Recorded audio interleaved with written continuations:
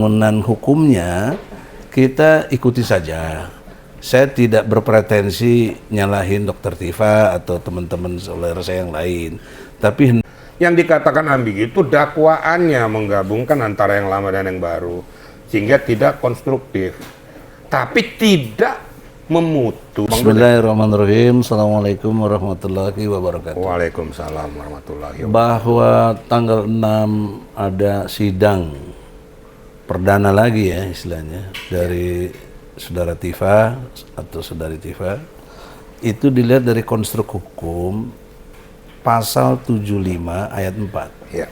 KUHP, bahwa jaksa dapat ajukan dakwaan ulang. Ingat ya, dakwaan ulang. Jadi namanya dakwaan ya terdakwa. Ada yang mempersoalkan saya duduknya di mana.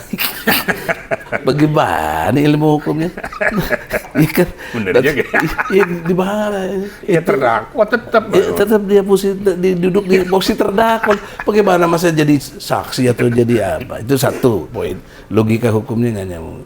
Yang kedua, dalam perspektif kelengkapan, kemudian kejelasan dan juga perfect dalam konteks gugatan tadi, itu diatur di pasal 75 ayat 2 gitu loh. Itu KUHP yang baru loh. Iya, iya. Jadi kontroversi mengenai Tifa bebas murni dan lain sebagainya itu tidak dibenarkan secara demi hukum. Gimana? Dia harus maju lagi nanti, walaupun bisa saja nomor perkara baru, sidangnya baru dan lain sebagainya, tapi yang nggak boleh baru apa? Hakimnya. Hakimnya tetap yang lama, Bo. Ya. Nah ini orang juga banyak nggak ngerti gitu deh. Jadi logika bangunan hukumnya kita ikuti saja. Saya tidak berpretensi nyalahin Dr. Tifa atau teman-teman saudara saya yang lain, tapi hendaklah baca undang-undang gitu loh, supaya logika hukum yang dibangun itu bukan kumaha aing, ya, bukan kumaha maunya gua aja, tapi betul-betul hukum. Yang kedua, dalam konteks ini dataran filosofisnya nggak boleh tidak harus os jubedil. Ya. Apa os itu? Objektif, sistematis, toleran. Jadi objektivitas itu artinya fokusnya tidak memihak. Ya. Siapapun, walaupun jaksa, tidak boleh memihak, tapi harus berpihak kepada jubedilnya, jujur, benar, adil. Jangan ngomong tidak jujur, jangan tidak benar, dan tidak adil. Nah, kerangka berpikir ini bangunan filosofis hukum yang harus diterapkan, sehingga tidak ada kebencian kita kepada Tifa, dan Tifa juga tidak boleh kebencian pada Jokowi, gitu loh. Itu bukannya saya bela Jokowi atau Tifa, tapi inilah hukum. Ya, nah, yang ketiga, kalau bangunannya os jubedil dengan pendekatan jujur, benar, dan adil, maka insya Allah lahirlah satu rasa keadilan yang bisa dinikmati semua. Nah, yang terakhir, konsep tahu diri dan tahu batas. Ya. On the track, tahu dirilah, Tifa, Anda adalah terdakwa. itu. Maka berpikir tahu dirinya, ya janganlah yang tidak sebagai terdakwa. Wah, Anda boleh bela diri sedemikian rupa, boleh. Tapi ingat dong, koridor hukumnya di situ. Jangan lagi meleset bicara-bicara yang lain. Termasuk nanti Roy Suryo. Tahu diri, Anda bahkan udah lebih jelas lagi sekarang tersangka. Lewat perapit kedua, Anda tuh tersangka. Jadi dia tetap tersangka. Jadi logikanya gimana mau minta bebas atau minta ganti rugi? Ya nggak mungkin, masa orang tersangka dikasih ganti rugi. Itu juga logika hukum seperti ini yang tidak cermat gitu, Pak. Yep. Nah, akhirnya tahu batasnya adalah sisi lain, Pak Jokowi dengan segala hormat kepada beliau tidak boleh tidak datang nanti. Ya. Tidak boleh tidak datang. Dengan segala hormat, saya nyatakan Anda tidak bermoral kalau tidak datang. Karena Anda ini presiden yang sangat terpilih 2 kali dan sudah diakui banyak orang sebagai presiden yang betul-betul untuk merakyat katanya. Oke lah, itu satu klaim. Tapi lihat dibuktikan dengan kelakuan dalam konteks persidangan. Karena di situ kita pakai pasal 27 ayat 1. Setiap warga negara bersamaan kedudukannya dalam pemerintahan dan hukum tanpa kecuali. Datanglah dengan gentle, tunjukkan ijazah aslinya. Sisi lain, Roy dan Tifa buktikan 99,99% palsu. Jadi cuma tinggal 0,1. Pertanyaan seriusnya, lembaga mana yang nyatakan ini? Lab krim mana, Bos? Ini kan karo ini loh kok apa propos ya? Kalau polisi yang nggak benar bisa disikat. Itu yang kedua, dalam konteks 0,1%, apa saja yang kurang 0,1 apa? Kumisnya Jokowi atau apa? Ya, kacamata itu harus jelas, nggak boleh nggak jelas. Kalau tidak, Anda memberi keterangan palsu di persidangan lagi, berarti Anda kena tambahan 7 tahun. Ya. Itu betul 7 tahun sanksinya.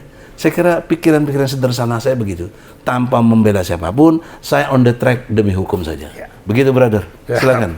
Terima kasih.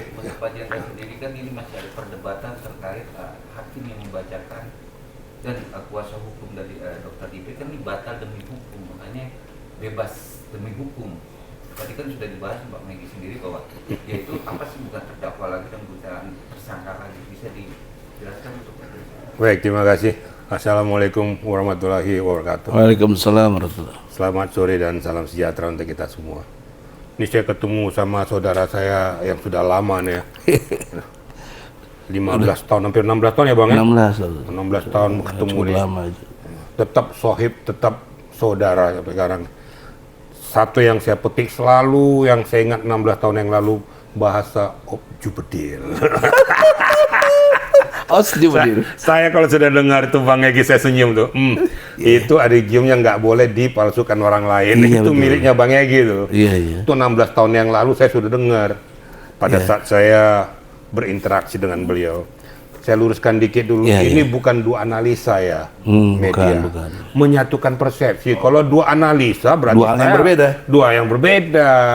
Tolong juga, biar kita luruskan masalah. Saya dengan Bang Egy satu perception di dalam mendudukkan masalah hukum. Gitu loh. Nah tadi pertanyaannya tadi sudah dijelaskan sama Bang Egy tadi tentang masalah posisi daripada eksepsi ya. Nggak ada batal demi hukum. Tadi pasal 75 itu sudah jelas ya. Bahwa yang dikatakan hakim itu kita berfokus kepada yang dikatakan ambigu.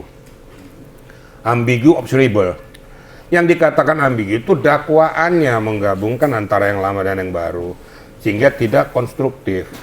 Tapi tidak memutus, mengamputasi statusnya sebagai terdakwa. Dia tetap sebagai terdakwa. Ya jangan salah makan obat juga gitu loh.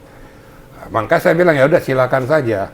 Sebelum saya ketemu dengan Bang Egy, saya sudah ngomong nih sama media. Lihat bahasa saya nih, pasti akan didaftarkan ulang, nggak akan mungkin dengan ngambil banding. Kalau ngambil banding berarti dia berposisi pada posisi penetapan daripada eksepsi itu. Nah ini kan kembali ke dakwaan awal, pendaftaran awal, dakwaan awal. Meluruskan, menyempurnakan daripada apa yang sudah diberikan oleh penyidik ke JPU. Nah, jadi jangan salah-salah juga. Kita lihat aja, tanpa kita memihak kemanapun, kita lihat nanti tanggal 6, apa dakwaan JPU tentang konstruksi masalah ini. Jadi jangan selalu mengatakan bahwa ini sudah batal, sudah selesai.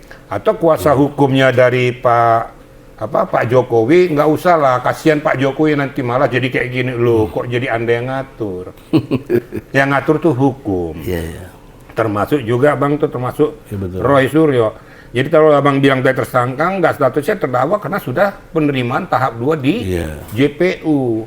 Ya silakan aja nanti ya. Berikan argumentasi hukum, berikan semuanya apa yang menjadi pokok permasalahan. Dan saya juga sama dengan Bang Egy. Dulu saya sudah pernah ngomong, saya berharap Pak Jokowi harus hadir. Sehingga bisa head to head.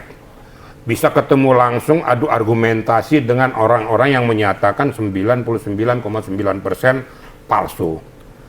Nah, kalau dikatakan ada yang mengelak nih Bang Egy, mengatakan bahwa ini dari si Dian Sandi.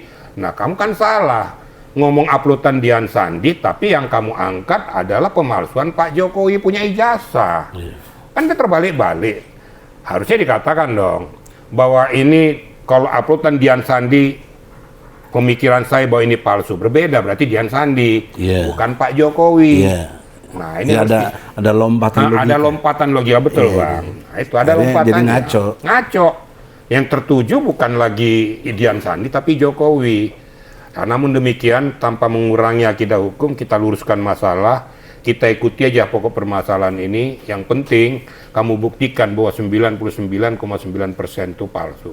Cuma 0,1. 0,1 loh Bang. Kecil kali itu. Lah kalau seandainya nggak bisa dibuktikan Bang, ini kan bisa berdampak seperti yang Abang katakan tadi. Berarti memberikan keterangan palsu. Oh jelas Pak. Itu tambah di depan pengadilan aja. Pengadilan. Nah, ini harus dibuktikan. Nah, sama-sama kita tanpa berpihak kepada siapapun, ayo kita saksikan, ayo kita lihat, yang penting hukum ditegakkan sesuai dengan konstruksinya.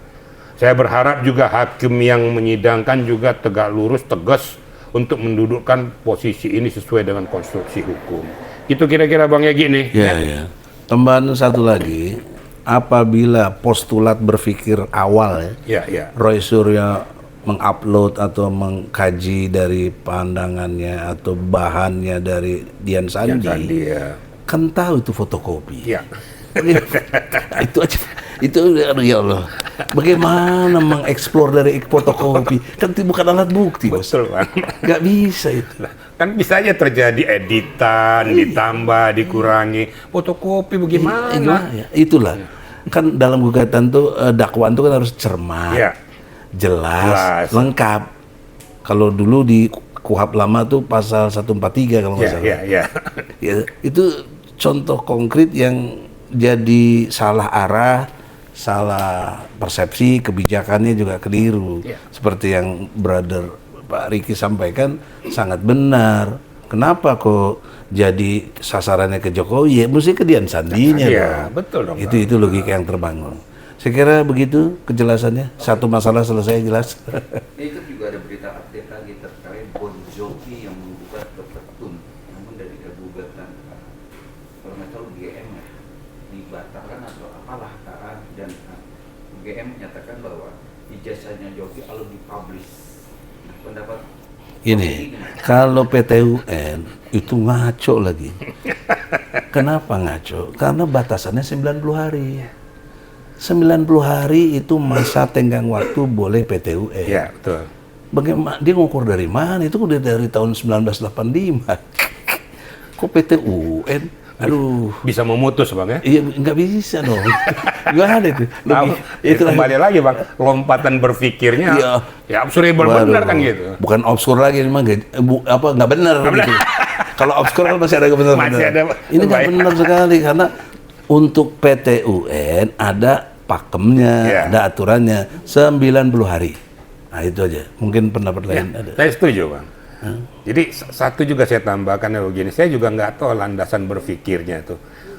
Kalau seandainya memang nanti mau ditunjukkan oleh UGM ataupun menjawab itu, seharusnya nanti kan di fakta persidangan. Pernah dan sering saya sampaikan bahwa yang memberi manfaat itu adalah UGM, penerima manfaat adalah Pak Jokowi. Nah sekarang orang lain tuh apa hubungan hukumnya kepada peristiwa ini? Sering dikatakan orang tuh legal standing ini. Kan lucu Bang. Abang lah sekarang nih, Profesor Abang saya tanya, tunjukkan sama saya, mana ijazah, mana doktornya. Abang marah nggak Bang? Ya bukan marah sih, ngetawain lu legal standing apa? Ya sama itu Bang kan? Nah, kecuali kalau UGM yang keberatan bahwa Pak Jokowi ini mempunyai ijazah perlu dipertanyakan, boleh. Nah, tapi namun demikianlah hukumnya. Petun mengatakan itu. Konsekuensi logisnya persoalan ini terjadi kepada Roy ya, soal dokternya. Oh, ada kickbalik ya? Itu kondisi. Kalau orang bilang nyebut karma. Saya nggak begitu percaya dengan karma, saya percaya dengan konsekuensi logis. Makanya jangan suka njolimi orang. Ya itu konsekuensi logis dari itu. Kalau suka njolimi orang, akhirnya karma kena. Ada lagi. Nah saya juga nggak ngerti bahwa hasil penelusuran daripada BIL yang tentang masalah WNJ, tapi dikatakan bahwa ada peraturan daripada rektor yang menyatakan apabila orang yang tersangkut dalam suatu peristiwa tindak atau pidana yang dikatakan sebagai RSP tidak dapat di DO. Nah, kalau memang konsekuen ini memang terjadi, rektor harus betul-betul tegak lurus karena ada tanda tangan rektor. Nah, walaupun demikian ini kan perlu ditelusuri dan diverifikasi sampai sejauh kalau mana. di DO ya harus batal demi hukum. Batal demi hukum. Secara nggak langsung pasti gitu dong, Bang. Gitu. Lagi juga kan aneh gitu loh. Tahun 2022 kalau nggak salah Iya, kan? 2022. Pidana. Terus kuliahnya kapan? Ya itu urusan mereka lah. Nah. Saya tidak mau terjebak yang gitu. Istighfar aja. Tapi kategori yang saya bicarakan adalah konsekuensi logis hukum yang terjadi. Kalau kita menghujat orang, maka hujatan itu akan menimpa diri kita. Tuh, satu ketika berbalik. Iya. Itu kalau tidak mengurangi hormat, Pak ya. Saya postulat berpikir saya surat apa? Hani biasanya bisa baca itu. Surat Fatir, Pak. Ada di surat Fatir ayat 10. Jadi orang semua ingin mendapatkan kemuliaan, Pak. Tahukah kamu, kemuliaan itu milik Allah. Ya. Bagaimana mendapatkannya? 2 jalan kata Allah. 1, berkatalah yang baik-baik. Ya. Itu penting itu dalam segala hal. Yang kedua, berbuat baiklah ya kepada siapapun. Nah, mari kita objektif. Seluruh manusia, mau Hindu, mau Buddha, mau Kristen, mau Islam, apabila dia tidak menjaga 2 ini, nggak mungkin ada kemuliaan, nggak mungkin. Betul.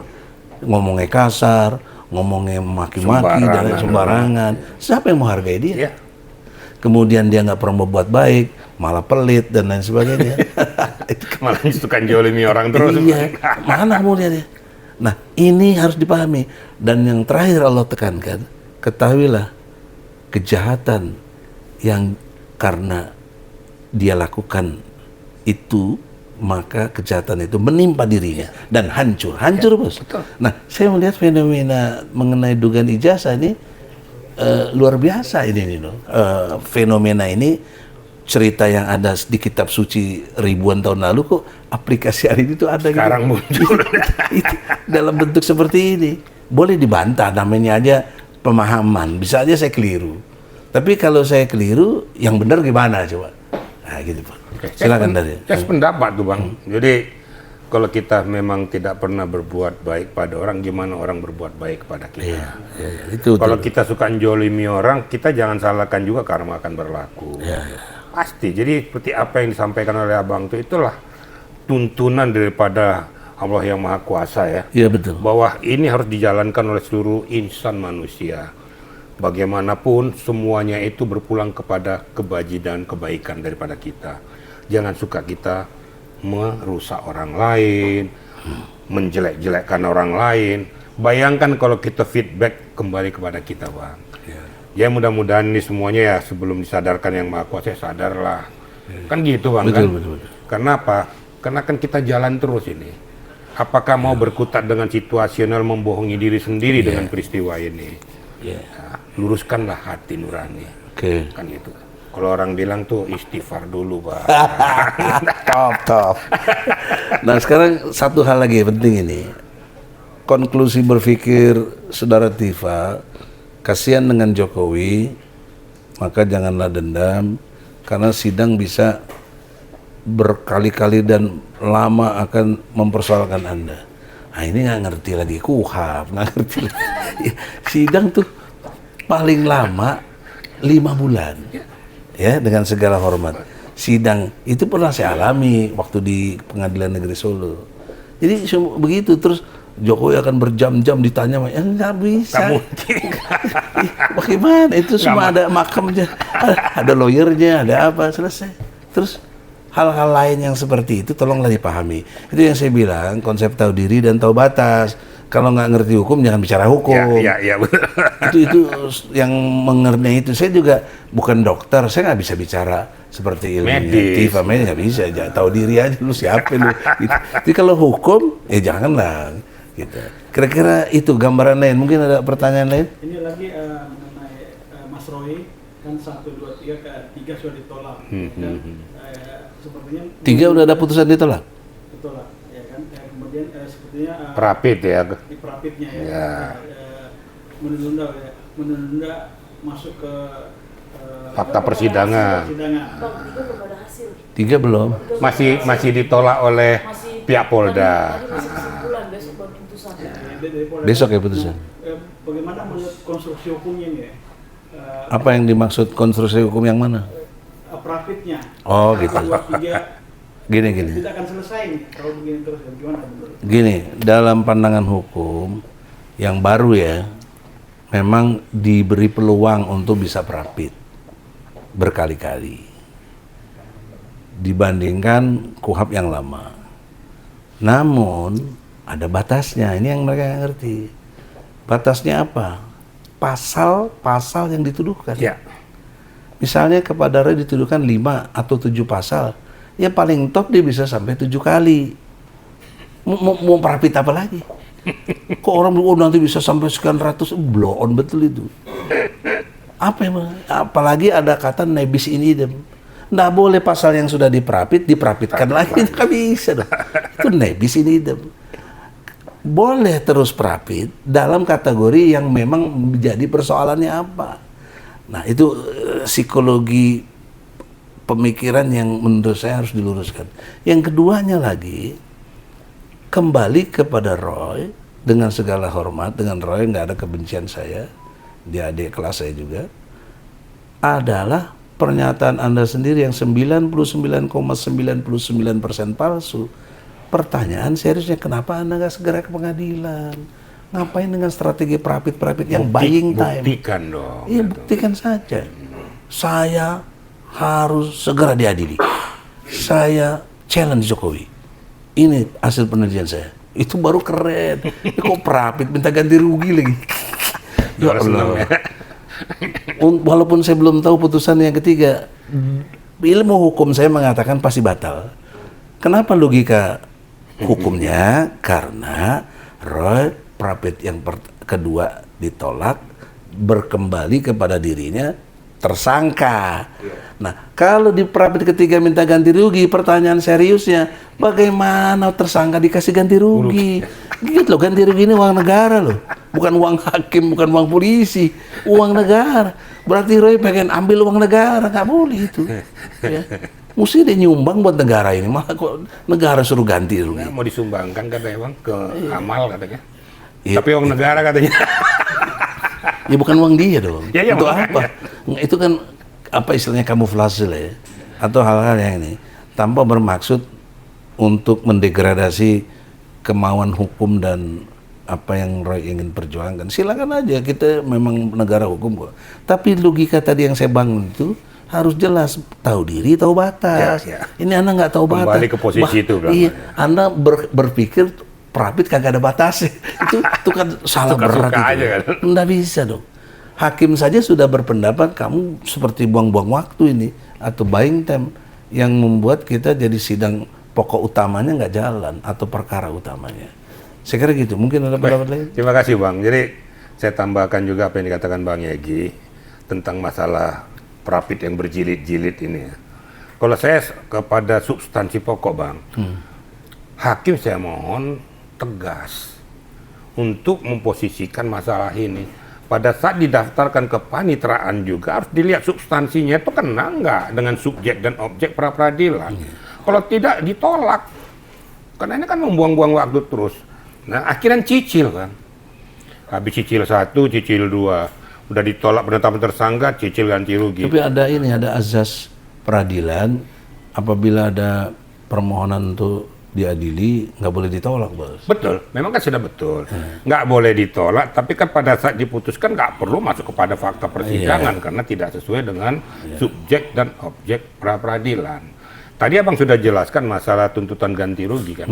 Oh dia kan tersangka kok. Iya gimana? Gimana mau ganti rugi? Dan ganti rugi ini kan pejabat negara. Iya. Yang ganti negara dong. Iya. Kan udah nggak masuk pada konstruksinya. Saya juga nggak ngerti lagi pra peradilan yang keempat ini, apalagi substansinya. Nanti masuk lagi yang kelima ya. Menurut hemat saya ini orang yang waras itu berpikir ini apa sih kok rapid terus? Ya kalau memang gentle masuk dong fakta Iya tadi, persidangan. udah 99, Ya tinggal 0,1. berani kok dia ngomong kok. Ya buktikan. Saya berani membuktikan bahwa itu 99,9% palsu. Ayo kita masuk Ini ke- datanya, Iya. ini faktanya, Faktanya. ini saksinya. Betul. 3 itu saja. Masuk jasa pembuktian, data, kan? iya itu pembuktian. baru just Nah, oke. nah, pembuktian itu adanya di perkara utama Iya. atau di pokok perkara. Gitu loh. Jadi bukan diperapit-perapit, mental terus. Tapi ingat, dia lupa ada batasnya tetap. Iya. Pasalnya apa lagi mau diperapit? Habis sudah kan? Itu tergantung yang dituduhkan itu. Kan? Tapi kan akhirnya kan hakim ataupun orang kan bisa menilai. Iya. Berarti niatmu sebenarnya apa sih? Mempersoalkan ijazah atau mempersoalkan hal-hal yang lain kan gitu. Saya setuju dengan Abang Yewit. Ya sudahlah. Ayolah kita masuk ke fakta persidangan. Kau buktikan saja. Ngapain kau masuk perapit-perapit terus? Seolah-olah kau ngulur-ngulur waktu atau kau memang tidak siap. Karena dia sudah tidak siap ini, karena udah tahu dia muara di fakta persidangan nanti akan berbuntut kepada dia. Ya, kalau pengen membuktikan, ya nanti Pak Jokowi harus hadir dan membuktikan dia punya ijazah. Ini loh Bu Hakim, bahwa ijazah saya itu asli. Ini loh SD, SMP, SMA, S1. Kalau nggak percaya, ada bukti laboratorium forensiknya, panggil. Kalau nggak percaya, panggil UGM-nya. Masa Civitas Akademika UGM mau melacurkan UGM-nya? Nah, pertanyaan serius gini, Bos. Hah. Kita kan on the track tidak membela siapapun Ya. atau menjelekkan siapapun dengan komitmen kita demi hukum. Kan? Ya. Pertanyaan seriusnya gini, berdasarkan pengalaman soalnya yang saya alami, apakah mungkin nanti Jokowi tidak datang? Bagaimana pandangan pertaruhan intelektual gitu? Menurut hemat saya pasti datang. Ya, apa alasannya? Alasannya karena beliau sudah speak up. Itu. Dia speak up dengan kuasa hukumnya sudah menyatakan pasti datang untuk membuktikan siapa Pak Jokowi dengan ijazahnya. Dan saya sependapat dengan Bang Egy, harus datang. Jangan pakai Zoom. Supaya bisa head to head. Jadi jelas pertanyaannya itu. Tapi ya cuma yang dibilang saya tanya 1000 pertanyaan, emangnya hakim bodoh gitu kan. Yang nggak substantif nggak mungkin dong dia akomodir. Nggak mungkin. Makanya dibilang, Pasti di stop. iya, apa Pak Jokowi ke kampus pakai sendal atau pakai sepatu? Kan nanti kan larinya ke situ, Bang. Ya, yang substantif aja paling banyak 10 atau 15 pertanyaan yang substansi. Itu pun akan dieliminir oleh hakim. Nah, saya bantu nih, Roy dengan Tifa. Tampilkan aja saksi, Ya. teman-teman kuliahnya Jokowi ada nggak? Yang era waktu dia itu yang membatalkan atau yang tidak meyakini akan ijazahnya Jokowi, ada nggak? Ya, itu. Karena sepanjang saya lihat podcast, saya lihat mereka debat, enggak pernah tuh Betul. menunjukkan Nggak ada. berani yang pernah sekelas bahkan Muncul. yang muncul tuh Ya. satu pun enggak ada. Itu kan orang nggak kepikir di situ. Bos. Betul, Kita kan penegak kita- hukum tahu. Kita tahu lah Ya. kan gitu. Itu satu. Saya bantu Roy Tifa tampilkan itu.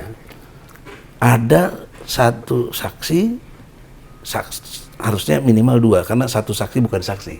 2 saksi yang menegasikan kepada keasliannya ijazah Jokowi. Tapi ada konsekuensinya, Bang. Apa itu? Konsekuensinya dia tampil, atau salah dia masuk juga. Ya, itulah makanya. Ini kan tantangan kita, Mas. Saya ikutin logika intelektual brother. Iya. Brother kan intelektualnya speak up. Ya. Sudah diucap oleh Ya. Jokowi, pasti datang. Saya nekankan pengalaman. Kenapa waktu saya nggak datang? Mungkin situasi udah lain. Saya nggak tahu. Tapi yang pasti, saya percaya juga dengan Jokowi dalam pengertian speak up-nya tadi. Kalau dia sudah ucap, dia nggak datang. Tadi saya sudah katakan, inilah tandanya dia tidak bermoral. Betul.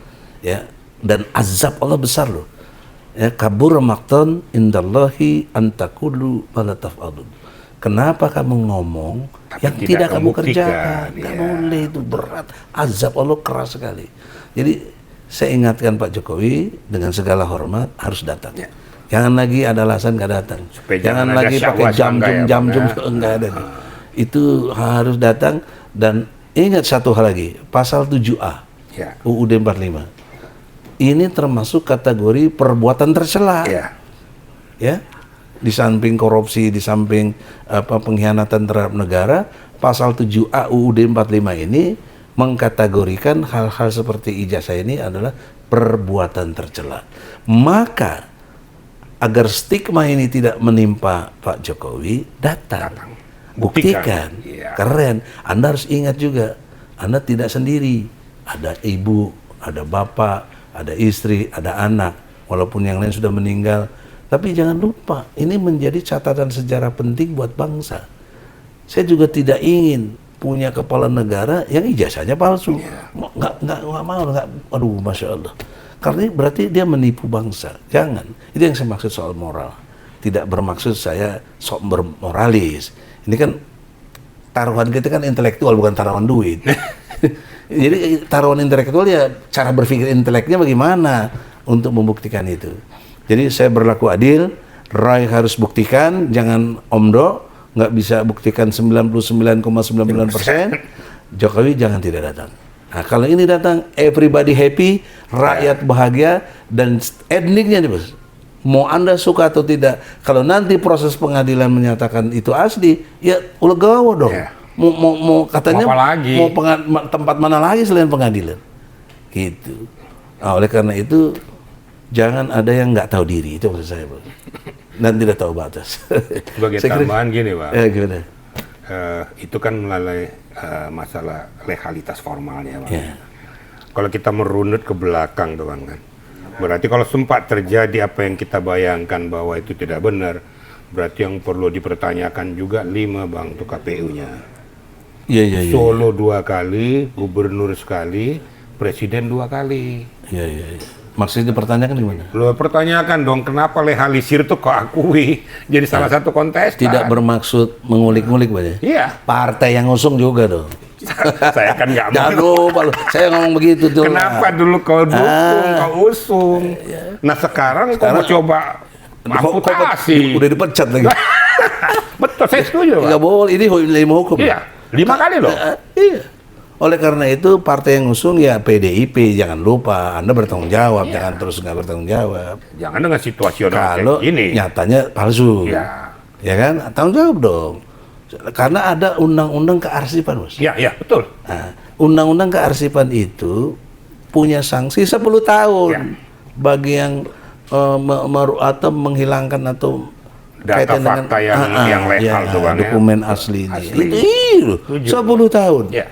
Jadi alangkah elegannya kalau ini dibongkar, yang partai-partai pendukung tidak PDIP aja kan, banyak juga yang dukung tuh dari lain, termasuk Gerindra juga. Kan. Pada saat itu ya? Iya, pada saat itu. Jangan lupa loh, Bos. Jadi jangan cuma 5 tadi, ini penting loh. Ini konsekuensi hukum namanya. Tapi sebaliknya, kalau asli ya Roy, Tifa dan lain-lain itu yang masih cuap-cuap, ya tahu diri dong, lo salah. Jangan terus nuduh oh negara nggak adil, ini nggak adil, ya itu mah namanya kutu kupret itu. Nah itu. Ya. Dari juga. Kok semuanya nggak benar gitu kan? Masa hukum kita nggak benar semua? Kalau udah tahu nggak benar, jangan ke pengadilan dong. Udah dikasih kesempatan RJ kok. Tifa kan kasih kesempatan RJ sama hakim. Bukan nggak dikasih, memang dia nggak milih RJ. Makanya saya akan melawan, kan begitu. Iya, bagus toh. Sampai detik ini saya masih puji Tifa. Top, lawan terus, jangan nanti meleot. Jangan. Betul. Kita kira-kira tuh ya. Enggak ada lagi kira-kira. Ini satu lagi yang sudah akan disidangkan berarti keempat, yaitu soal pencekalan. Apa? Di hari Jumat besok ada. Ini mah lu gini. Udah nggak bener. Dari 12 tersangka turun menjadi 8, ada 4 orang yang tidak menjadi tersangka. Harusnya tersangka. Ya. 1 Abraham Samad, 2 Mary, 3 Rahmat, 4 si Michael Sinaga. Ini nggak jadi tersangka, saya ingat dari 12 orang. Tinggal 8 ya. Tinggal 8. Kenapa nggak dipersoalkan juga? Itu kan logikanya kalau dia terlapor harus tersangka. Sebaliknya DHL Damai Hari Lubis tidak terlapor, tapi tersangka. Gitu. Nah, kaitan dengan cekal, dengan dinyatakan tersangka, saya ngalami dicekal. Jadi ketawa saya jadi dengar itu. Saya dicekal. Kalau dia mempersoalkan dicekalnya, ya inilah yang saya maksud, cuma buying time. Kenapa? Cekal itu konsekuensi logis belum di SP3. Kalau sudah di SP3 nggak ada alasan lagi cekal. Artinya dia masih berperkara, apalagi dinyatakan tersangka. Nggak mungkin cekalnya dipersoal. Gimana tuh lawyer? Logika berpikir. Maaf ya, teman-temanku lawyer juga soalnya. Kok begitu berpikirnya? Kalian ketakutan. Saya jadi sakit perut dengar. Kalian ketakutan mau tampil di sidang utama atau perkara utama. Bilang dong. Jadi kita bantulah. Ini membantu doa. Tapi kalau ilmu hukum nggak benar itu. Kan saya ngalami. Saya bisa cabut cekal karena saya mendapatkan statusnya dihentikan. SP3 surat penghentian penyidikan. Berhenti saya. Logikanya cekalnya yang bisa. Dan instansinya beda loh. Imigrasi. Imigrasi betul.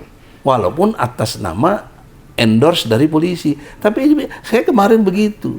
Urus dulu ke imigrasinya. Emangnya gimana? Itu dia lupa itu. Ya kalau kurang ilmu ya gitu susah sih. Tapi kan ada lawyernya Istighfar, nanti saya berlaku ria sombong. Cuma saya kasih tahu lah. Tadi saya udah kasih batasan yang halus. Tahu diri, tahu batas. Ya. Jadi kalau nggak ngerti, berarti dia kan nggak tahu diri, nggak tahu batas. Kalau memang betul yang dituju untuk tentang pencekalan, ya nggak mungkin. Pasti ditolak lagi. Karena logika hukum itu berkonsekuensi logis. Yeah. Dia tersangka, dia diproses, belum ada SP3, cekal tetap melekat. Jelas di sini? Nah, ada pertanyaannya? Atau mungkin ada pendapat lain? Jadi gini, untuk menambahkan kata Bang Egy ya. Saya kadang-kadang jadi nggak habis pikir juga, betul. Lah udah jelas-jelas dia TSK. Iya. TSK kok status pencekalannya itu dicabut. Lu dari mana dasar hukumnya? Tersangka dicekal. Sedangkan diduga aja belum masuk ke proses pengadilan, dia sudah dicekal. Supaya mempermudah penyidik melakukan lidik sidiknya. Lah kalau sudah tersangka ya pakai hukum rimba lah kalau minta supaya pra-peradilan dihapuskan pencekalan. Makanya kata Bang Egy tadi pakai hukum mana tuh Bang? Saya juga bingung juga gitu loh. Ini dugaan negatif. Kan dugaan ada yang positif dan negatif. Dugaan negatifnya, Roy mau melarikan diri. Ya iya dong. Supaya nggak dicekal. Negatif Bang ya? Negatif. Bisa salah saya. Boleh dibantah, jangan terus marah-marah, malah ngancem-ngancem kita. Jadi kesimpulannya media ya, nggak ada dasar hukumnya seseorang yang diduga sebagai pelaku tindak pidana dan ditetapkan sebagai tersangka, dia bisa meminta pencekalan itu dihapuskan. Nggak ada itu dalam hukum. Ya, kecuali kalau hukumnya di Konoha ada. Tapi kalau hukum positif Indonesia pasti dicekal ya. Supaya tidak, tadi itu dikatakan Bang Egy, satu tidak melarikan diri, kedua tidak mengulangi perbuatannya, kemudian mempermudah pemeriksaan yang bersangkutan sewaktu-waktu bisa dipanggil untuk menyempurnakan. Kalau cekalnya dicabut bisa kabur. Gimana mau carinya ya? Iya. Gitu media. Tapi kan Al-Qadiri tetap dia memenangkan terkait etisnya diterima Bang. Bagaimana? Al-Qadiri kuasa hukumnya Dr. Gito merasa Enggak, belum. Ya kan bedakan dong. Antum pertanyaannya tadi Roy. Iya, oke. Roy udah selesai ya. Kalau yang Al-Qadiri, lain lagi apa pertanyaan yang Soal dia tuh mengomentari di suasana satu podcast bahwa udah apa-apa. Terkait soal dia merasa menang lah dalam proses eksepsi kemarin diterima. Itu kan argumen seorang kuasa hukum berani untuk bertempur di persidangan. Itu bukan berani. Ya, silakan dulu. Gitu loh. Jangan kita mendahului keputusan hukum. Tapi dia punya niat ya sah-sah saja. Namanya juga dia punya klien kan. Berusaha untuk menangkan pertandingan. Tapi jangan aku yakin. Karena keputusan hukum belum ada. Belum inkrah. Belum inkrah. Saya akan berusaha memenangkan pertandingan tuh. Sah-sah saja. Tapi saya yakin, dari mana emang kau hakimnya? Itu kesimpulannya di situ aja. Tapi walaupun demikian, kita tidak membatasi daripada apa yang mau dilakukan oleh kuasa hukum daripada Dr. Tifa. Silahkan. Kita juga nggak boleh mengamputasi dia. Tapi tolong hukum itu ditegakkan nanti. Ada keputusan yang berkekuatan hukum tetap, yaitu inkrah. Gitu kira-kira. Mungkin tambahkan Bang Gigi. Gini, tinjauan lebih dalam menurut pikiran saya, di samping ini udah top sekali, yaitu Al-Katiri sahabat saya, bahkan pernah lawyer saya, dan lain-lain juga semuanya sahabat lah. Itu belum ngeri teori sepoi-sepoi. Ada lagi, Bang. Teori sepoi-sepoi itu gini, monyet naik ke pohon kelapa, dikejar-kejar, susah, pandai dia, cepat naik. Walaupun di atas, ya jangan langsung digebrek-gebrek. Dia tetap pegangan yang kuat kalau digebrek-gebrek. Tapi dibiarin, gitu ya. Kena sepoi-sepoi angin, lengah, jatuh dia. Ini teori sepoi-sepoi. Nah, konteksnya dengan hukum, kaitannya dengan ini adalah perang itu dalam ilmu hukum bisa dikategorikan strategi taktik dan juga bisa tipu daya. Ini cara jaksa. Menurut saya jaksa ini cerdas menurut saya. Ya, tadinya orang makai goblok jaksa begini, begini ya. Buat mereka euforia toh. Ya. Euforia dia sekarang dengan tanggal 6 sidang lagi, kemana euforianya? Sepoi-sepoinya udah habis. Gimana tidurnya? Duduknya dia terdakwa, masa tanya lagi di mana? Itu dia nggak ngerti teori sepoi-sepoi.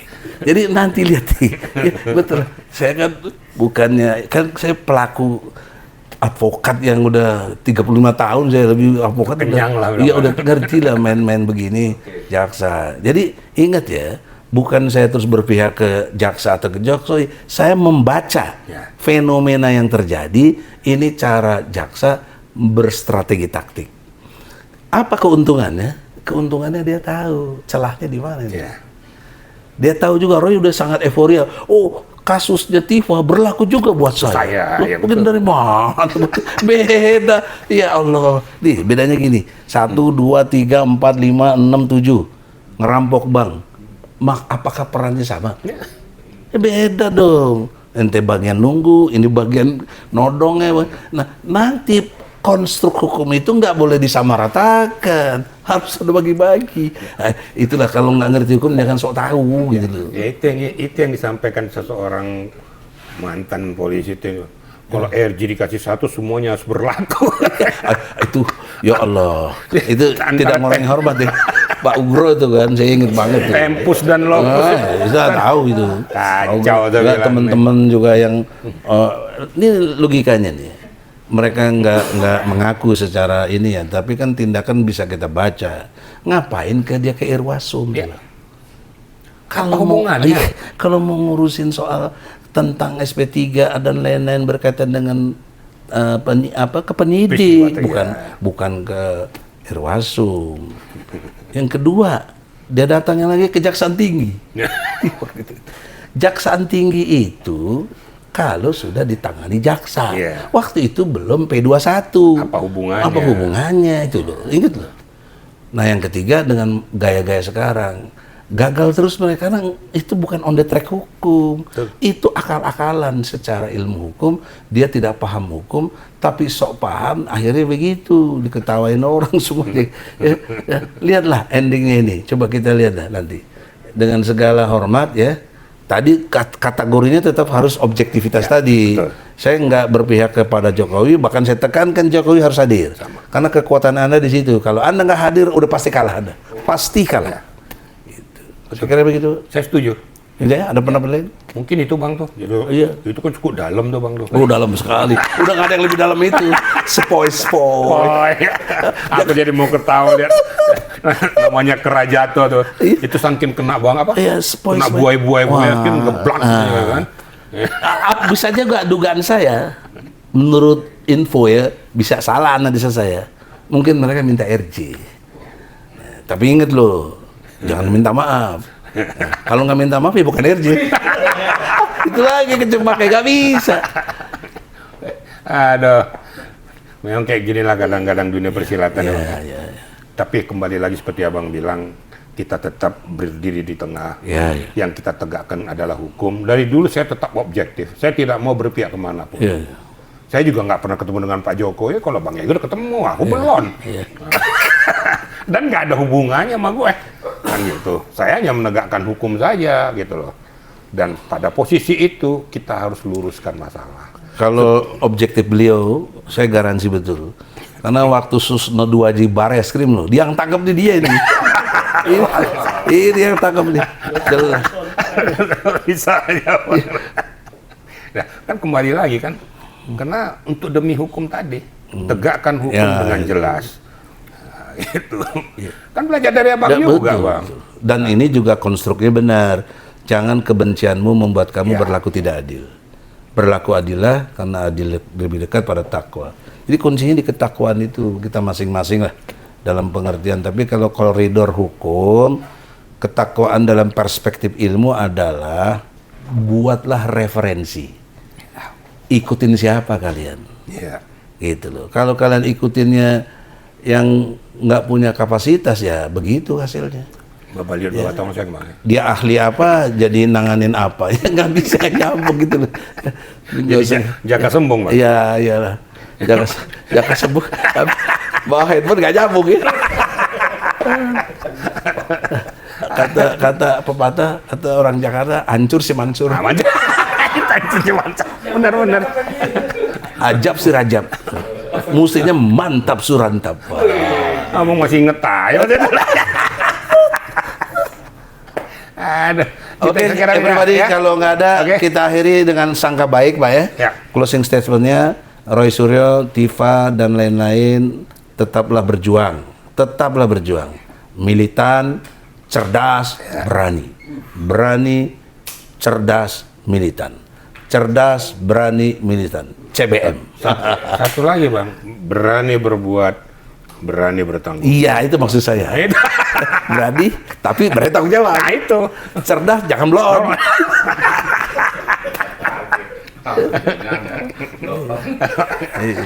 Itu mungkin ya. Oke, thank you. Terima kasih.